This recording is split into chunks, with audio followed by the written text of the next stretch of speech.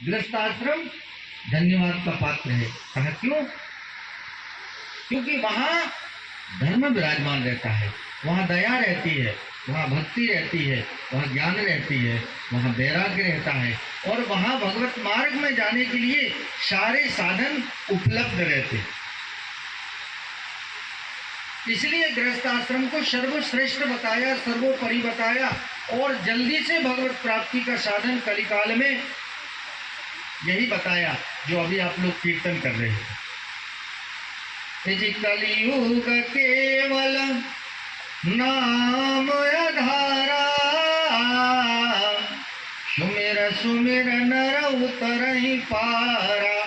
कलियुग में भगवान के नाम का कीर्तन करो, भगवान के नाम का जप करो, आपकी मुक्ति सहज हो जाए। इसलिए भगवान ने हमको मनुष्य बना अच्छे कर्म करने के लिए, तो उसके साथ साथ हमको उत्सव भी बताए। उत्सव क्यों बताए? कि हम परिवार में रहते रहते भगवान की प्राप्ति कैसे करेंगे। अरे कभी काम लग गया, हम भगवान की पूजा भूल गए, जल्दी जल्दी उठे, स्नान ध्यान किया, भगवान की पूजा ही भूल गए। और कभी पूजा कर दिया तो अगरबत्ती लगाना भूल गए, और कभी अगरबत्ती पूजा पाठ भी कर दिया तो दंडवत प्रणाम करना भूल गए। क्यों? कहा गृहस्थ में कितनी जल्दी होती है मनुष्य को कि हम भगवान को भी भूल जाते हैं। तो भगवान हमारे पाप का दर्शन नहीं करते। एक बात ध्यान रख लेना, भगवान का एक नाम है पुण्य श्लोक। भगवान पाप का दर्शन नहीं करते, भगवान पुण्य का दर्शन करते हैं।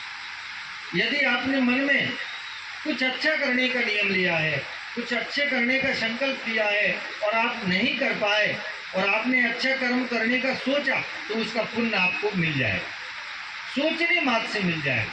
लेकिन पाप कर्म, जब तक आप शरीर से आपने पाप नहीं किया तब तक आपको पाप नहीं लगेगा। क्रिया करने पर पाप लगेगा, लेकिन पुण्य कर्म सोचने मात्र से पुण्य मिलने वाला है। देखिए, इसलिए कर्म करते समय हमको भगवत कार्य करना चाहिए, दिन दुखियों की सेवा करना चाहिए, छोटी से छोटी वस्तु हमारे घर में आ जाए बांट के खाना चाहिए, और उसमें से भी यदि हम किसी को दे सकते हैं तो देना भी चाहिए। ये भी भगवान की सेवा है, ये भी भगवान की पूजा है। क्यों?